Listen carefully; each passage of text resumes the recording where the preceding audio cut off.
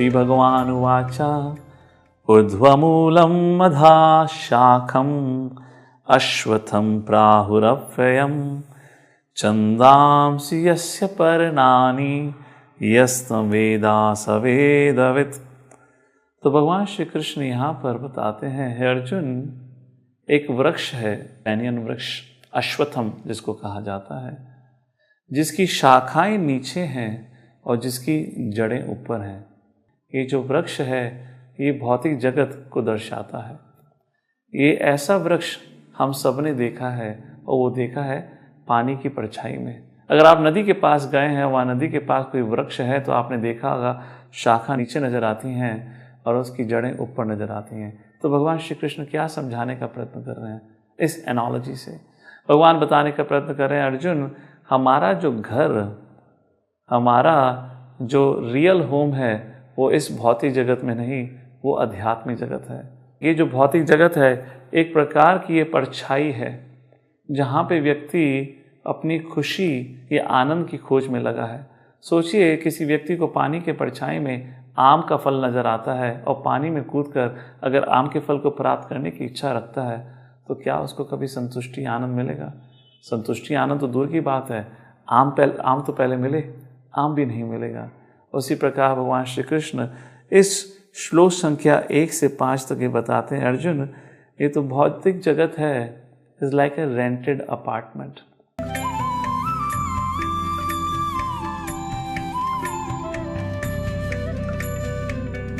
इसी 15वें अध्याय के प्रथम मंत्र में ये देखिएगा, 15वें अध्याय का प्रथम मंत्र में इसमें कहा है कि ऊर्ध्व मूलम अधः शाखम अश्वत्थम प्राहु अव्यम छंदासी यस्य पर्णानि ये तम वेद स वेदवित्। इन्होंने अनुवाद किया है कि ऊर्ध्व मूलम, आदि पुरुष परमेश्वर मूल वाले, इसका अर्थ करना था ऊर्ध्व माने ऊपर को, जड़ वाला वो तो पूर्ण परमात्मा है, और अधः शाखम, यहां इन्होंने अधः का अनर्थ कर दिया ब्रह्मा रूप मुख्य शाखा वाले। नहीं, अधः माने नीचे होता है, ऊर्ध्व माने ऊपर होता है। इसमें अधः 2 बार है, अधः अधः, ये दूसरे श्लोक में। अब यहां इन्होंने, और ऊर्ध्व ऊर्ध्व भी है, यहां देखो, इन्हीं का अनुवाद देखते हैं।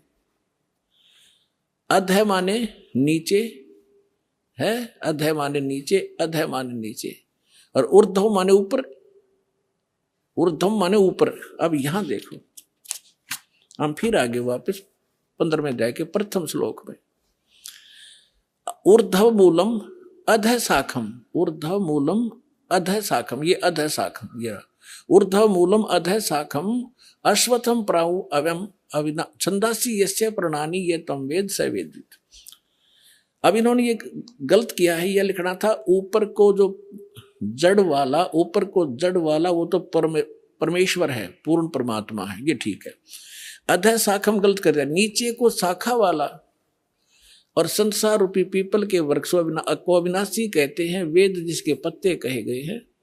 और उस संसार वृक्ष को जो व्यक्ति, जो संत मूल सहित तत्व से जानता है, वह है सवेदवित्, वह वेद के तात्पर्य को जानने वाला है। वो तत्वदर्शी संत है जो इस संसार रूपी वृक्ष के सभी विभागों को बता देगा। ये देखिएगा, संसार रूपी वृक्ष दिखाता हूं आपको पहले।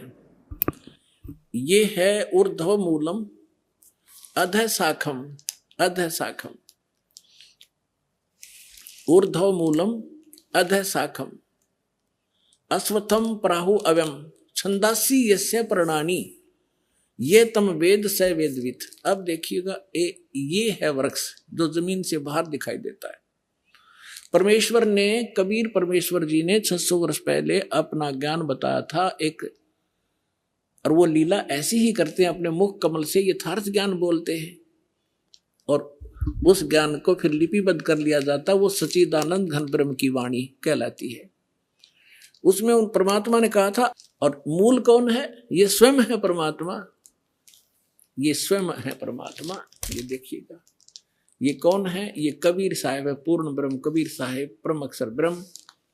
ये सारे संसार के आधार हैं, ये सबके धारण पोषण करने वाले हैं। जैसे वृक्ष की जैसे संसार रूपी वृक्ष की जो परिवृष होती है वो जड़ से होती है।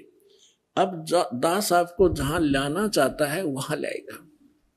गीता अध्याय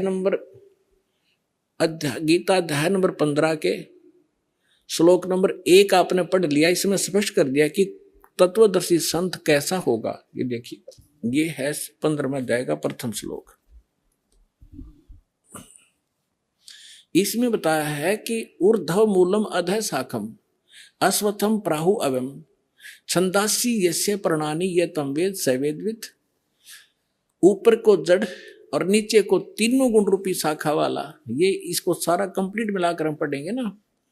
ऊर्ध्व मूलम अधः शाखम, नीचे को शाखा वाला पढ़ो इसको। और अश्वत्थम यानी संसार रूपी पीपल के वृक्ष को अविनाशी कहते हैं। वेद, ये वेद नहीं है। जैसे छंद का अर्थ होता है विभाग, किसी एक शब्द का एक ही अर्थ नहीं होता, कि जो इन सभी छंदों को, सभी विभागों को तत्व से जानता है। सरपुरुष कौन पोर्शन है इस संसार रूपी वृक्ष का, मूल कौन है और डार कौन है, शाखा कौन है, जो इन सभी को जानता है, सवेदवित, वो तत्वदर्शी संत है। तो परमेश्वर ने 600 वर्ष पहले बताया, इस दास ने परमात्मा से प्राप्त इस ज्ञान को आपके रूबरू कराया। अक्षर पुरुष एक पेड़ है, सरपुरुष वा की डार और तीनों देवा शाखा है, ये पात्र रूप संसार।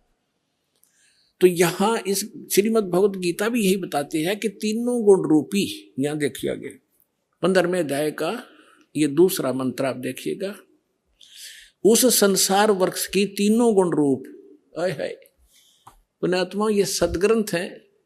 यदि इन BA MA की पुस्तकों को एक बच्चा पढ़ समझ सके, टीचर की क्या आवश्यकता थी?